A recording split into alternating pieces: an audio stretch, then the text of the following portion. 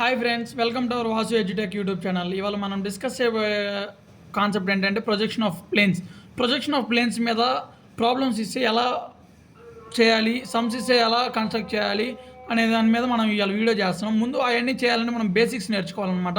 So ఈ video అంతా కూడా ప్రొజెక్షన్ ఆఫ్ ప్లేన్స్ బేసిక్స్ అండి. దీనిలో మనకి ఇచ్చేది ట్రయాంగిల్, స్క్వేర్, పెంటగాన్, హెక్సాగాన్. ఇంతకు మించి అయితే అవుట్ ఆఫ్ పాడ్ నేను అనుకోవడం. సో వాళ్ళు ఇచ్చినప్పుడు మీరు ఏం చేయాలంటే ట్రయాంగిల్ అనేది 60 degrees పెట్టి గీసుకోవాలన్నమాట. స్క్వేర్ అనేది 90 degrees పెట్టి, ఆ పెంటగాన్ 72 degrees, హెక్సాగాన్ 60 degrees ఇలా చెప్పారు. కానీ ఏది ఎక్కడ గీయాలో ఎలా అని చాలామంది డౌట్ రావచ్చు అనమాట. సో ఇది ఎలాగనో కాదు. ఇప్పుడు ఫస్ట్ ఒక ట్రయాంగిల్ తీసుకుందాం. 60 degrees ఇక్కడ పెట్టారు. నెక్స్ట్ ఇక్కడ ప్రొట్రాక్టర్ ప్లేస్ చేసుకొని ఇక్కడ నుంచి ఇక్కడికి 60 degrees, మళ్ళీ ఇలా క్లోజ్డ్ ఫార్మేషన్ వచ్చేంతవరకు మీరు అదే యాంగిల్ పెట్టి చేస్తూ ఉంటే మీకు రిక్వైర్డ్ షేప్ అనేది వస్తుంది అనమాట అండి. ఇప్పుడు ఈ ప్రొజెక్షన్ ఆఫ్ ప్లేన్స్ ఈజీగా చెప్పాలంటే ఇది ఒక రిఫరెన్స్ లైన్ తీసుకున్నాం. ఇది హెచ్పి అనుకుంటాం, కింద విపి అనుకుంటాం. ఇలా అయిపోయాక హెచ్పి విపి ఇది అయిపోయాక కింద మనం డయాగ్రామ్ కింద ఇచ్చారనుకోండి, దీని ప్రొజెక్షన్ అనేది మనం ఇక్కడ చూపించాలి. సో ట్రయాంగిల్ అడిగాడు, ఇక్కడ ట్రయాంగిల్ చూపించాలి. ఫర్ ఎగ్జాంపుల్ స్క్వేర్ అడిగితే మనం కూడా స్క్వేరే చూపించాలి. పెంటాగాన్ అడిగితే పెంటాగానే చూపించాలి. హెక్సాగాన్ అడిగితే హెక్సాగాన్ చూపించాలి. సో ఇంతవరకు చూపిస్తాం, బాగానే ఉంది. క్వశ్చన్లో మీరు ఇక్కడ కీవర్డ్స్ రెండు ఉంటాయి, ప్యారలల్, పెర్పెండిక్యులర్. క్వశ్చన్లో ప్యారలల్ అని కనిపిస్తే ఈ డయాగ్రామ్స్ వేయండి, ఈ డైరెక్షన్లో అనమాట. ట్రయాంగిల్ అయితే ఇలా, స్క్వేర్ ప్యారలల్ అయిన ఒకటే, పెర్పెండిక్యులర్ అయితే ఒకటి. ఎందుకంటే all sides are equal to square, లేదంటే అది రెక్టాంగులర్ అయింది. ఇది పెంటాగాన్. సో ఇది కొంచెం ఇట్లా వస్తుంది అనమాట అండి. సో ఇది హెక్సాగాన్ అనమాట, 6 sides, పెంటాగాన్ 5 sides. పెర్పెండిక్యులర్ అని అడిగితే దీన్ని రివర్స్ చేయండి, ఇక్కడ ఇట్లా వస్తుంది. దీన్ని ఎట్లా ఇచ్చినా ఒకటే, దీన్ని రివర్స్ చేస్తే ఇలా వస్తుంది.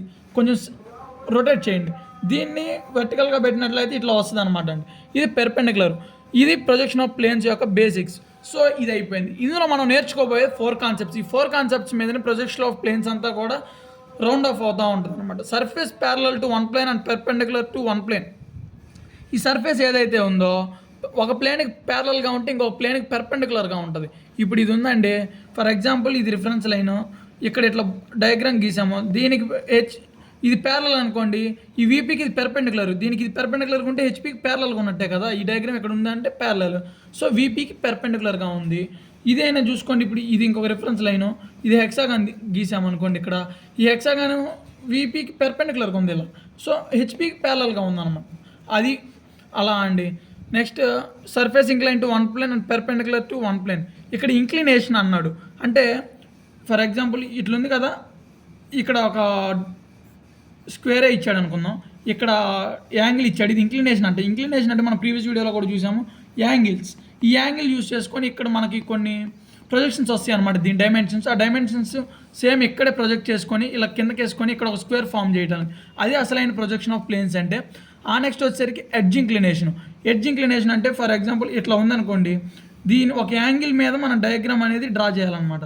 ఈ యాంగిల్ మీద డయాగ్రామ్ డ్రా చేసి దాన్ని మళ్ళీ పక్కన ప్రొజెక్ట్ చేయడమే edge inclination. Surface and edge inclination అంటే కూడా సేమ్ అదే ప్రాసెస్, కాకపోతే పక్కన ఇంకో డయాగ్రామ్ అడ్వాన్స్డ్గా వస్తుందండి. ఒకదాని యొక్క ఇంప్లిమెంటేషనే ఇంకొకటి. ఫస్ట్ది బేసిక్ అయితే దానికి అడ్వాన్స్డ్ ఇంప్లిమెంటేషన్ సెకండ్, దానికి అడ్వాన్స్ థర్డ్, దానికి అడ్వాన్స్డ్ ఫోర్త్. ఇలా మనం 4 కాన్సెప్ట్స్ అనేవి కూడా నెక్స్ట్ వీడియోస్లో డిస్కస్ చేద్దాము.